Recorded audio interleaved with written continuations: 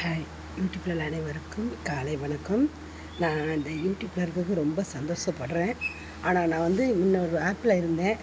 அந்த ஆப்பில் இருந்த நிறைய வீடியோ போட்டேன். ஆனால் யார்கிட்டையும் பேசலை, பழகலை, வைக்கல. ஆனால் வீடியோ போட்டு தூர வந்துட்டேன். அவங்களுக்கு லைக் பண்ணிட்டு கமெண்ட் பண்ணிட்டு தூர வந்துட்டேன். ஆனால் அதில் திடீர்னு என் பையன் ஆக்சிடெண்ட்டில் இறந்துட்டான். அதில் வீடியோ போட்டேன். எல்லா மக்களும் பார்த்துட்டு அப்படியே விலகிட்டாங்க. மனசு ரொம்ப வேதனை. இப்போ நான் அந்த ஆப்பையும் விட்டுட்டேன், வேண்டான்னு சொல்லிட்டு. அந்த